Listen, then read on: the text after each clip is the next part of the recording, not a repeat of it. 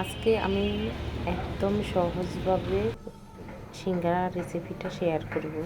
তো এখানে দিয়ে দিতেছি 2 বাটি ময়দা, 1 বাটি আটা। আটা দিয়ে জানো তো সিঙ্গারাটা খুবই মচমচা হয়।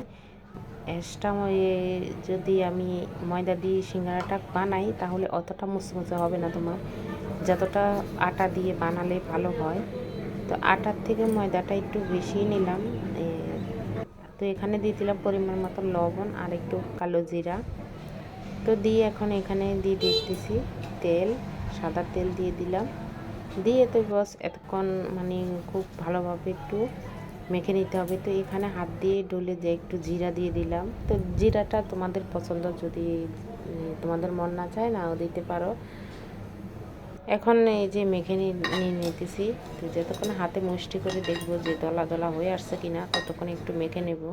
তো সিঙ্গারা বলো যে কোনো পরোটা, খামিরটা হলো সবচেয়ে গুরুত্বপূর্ণ। খামিরটা যদি তোমার ভালো হয়, সেই পরোটা বলো সিঙ্গারা বলো খেতে ভালো হয়। তো এখন খামিরটা করে নেব জল দিয়ে একটু একটু করে। তো আমি এখন পুরটা বানাবো না, আগে প্রথমে এই যে খামিরটা করে নিলাম। পরে খামিরটা একটু করে তেল ছড়িয়ে ঢাকনা দিয়ে রেখে দেবো, ততক্ষণ আমি পুরটা রেডি করে নেব। তো আলুও কেটে নিলাম, আলু, বিট ফল আর বাদাম দিয়ে খুব সুন্দর একটা পুর বানাবো আমরা। তো বন্ধুরা, তোমরা প্রথম থেকে শেষ পর্যন্ত ভিডিওটি দেখলে আশা করি আজকের ভিডিওটি তোমাদের অনেক অনেক ভালো লাগবে। 2টি আলু নিলাম আর একটা বিট ফল বাজারে পাওয়া যায়, যারা না চেনো, আর যারা চেনো তারা তো তাদের তো কোনো কথাই নেই। বিট ফল দিয়ে কিন্তু অনেক মজা হয়। ফোড়নে দিয়ে দিলাম এখানে তেজপাতা, গোটা জিরা। তো এখন আলুটা দিয়ে দিলাম। তো জানো তো আলু আর বিট ফলের পরিমাণ থেকে আর একটু বেশি করে এলো। আমি এত তেল পছন্দ করি না, এত তেল খাওয়া উচিত না। পরিমাণ মতন এখানে লবণ দিয়ে দিতেছি, কাঁচা লঙ্কা। এখন ভাজা ভাজা হলো, বিট ফল দিয়ে দিলাম। বিট ফল একটু পরে দিতে হবে, যখন আলুটা সিদ্ধ হয়ে যাবে তখন বিট ফলটা দেওয়া লাগবে। বিট ফল বেশি সময় সিদ্ধ করা যাবে না। তো এখানে দেখতে গেলে আদা আর একটু সামান্য জিরা বাটা দিয়ে দিলাম। তো একটু জিরা আদা পরে দিলাম, গ্রানটা ভালো আসবে সেজন্য পরিমাণ মতন হলুদ দিয়ে দিলাম। আর এই যে বাস এখন নামানোর আগে বাদাম দিয়ে দিলাম। এই যে এখন তুলে নিতেছি। তো তোমাদের তো বললাই নেই, তেলটা একটু বেশি করে দিছে। তো এখন এই যে সবগুলাই তুলে নিলাম। তো এখন বাইরে প্রচুর পরিমাণ বৃষ্টি হতেছে। আসলে আমি বৃষ্টিটার দিকে সিঙ্গারাটা বানানো করলাম, মনে পড়লো যে একটু সিঙ্গারা বানিয়ে খেয়ে এখন ভালো লাগবে চা দিয়ে বিকেলবেলা। বৃষ্টি যেহেতু হচ্ছে, তার সন্ধ্যাবেলা করবো খিচুড়ি।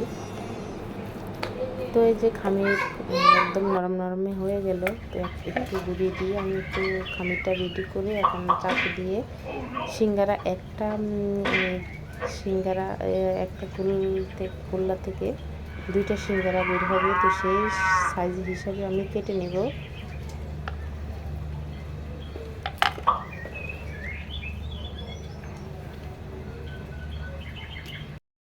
এখন বেলে নেব।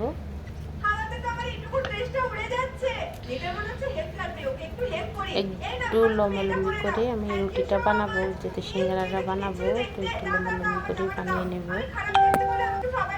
প্রথমে আমি তোমাদের একটা দেখিয়ে দেব। তো জানি আমি ওরকম ভালো জানি না, তোমরা আমার থেকে আরও ভালো জানো। তো আমি আজকে একদম সহজভাবে সিঙ্গারা বানাবো, আমি আসলে জানি না। তো প্রথমে এই যে লম্বিভাবে একটু বেলে নিলাম, চাকু দিয়ে মাঝখানটা কেটে নিলাম। তো এখানে 2টা সিঙ্গারাই হবে দেখতে পেলে। তো চারপাশে একটু জল দিয়ে আমি সিঙ্গারার এই যে প্রথমে হাত দিয়ে একটা ভাঁজ করে নেব। তো এখানে পুরটা দিয়ে দেব। এখন কানের খিলের মতন করতে হবে। তো আমি অনেক চেষ্টা করলাম, আমি দোকানদারের মতন ওরকমভাবে সুন্দর করে বানাতে পারি না। অনেক চেষ্টা করলাম। এতে সিঙ্গারা আমার ঘরের ভিতর আমি অনেকবার বানিয়েছি, বহুবার বানিয়েছি, কিন্তু আমি সিঙ্গারার সুন্দর মতন সাইজটা আমি করতে পারি না। জানি না কেন, তো সবার সব গুণ তো থাকে না। তাই যাই হোক, কিন্তু সিঙ্গারা তো হবে, মুসমুসা হবে, একদম দোকানের মতনই খেতে হবে। দেখতে দোকানের মতো না হলে কি খেতে কিন্তু অবিকল দোকানের মতো চেয়ে কম হবে না, ভালো আরও স্বাদ হবে। তো এই যে একটা বানিয়ে তোমাদের দেখিয়ে দিলাম, দেখানোর তো কিছুই নেই, আমি নিজেই পারি না।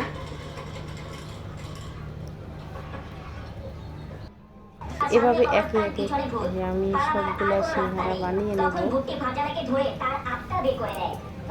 সিঙ্গারার খামিরটা কিন্তু অনেক ভালোভাবে হতে হবে, তা না হলে সিঙ্গারা বানালে ভালো হবে না।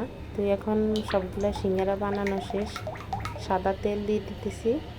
তেলটা কিন্তু বেশি গরম হওয়া যাবে না, তা না হলে মুসমুসে হবে না সিঙ্গারা। একদম হালকা হালকা তেলে গরম করলে সিঙ্গারাটা ছেড়ে দিতে হবে।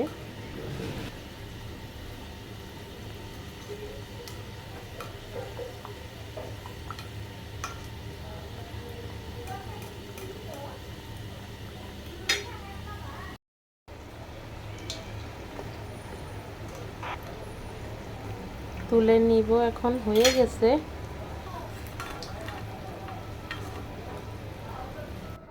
একটা একটা করে সবগুলোই তুলে নেব, দুইবারে আমি সবগুলো সিঙ্গারা ভেজে নিলাম।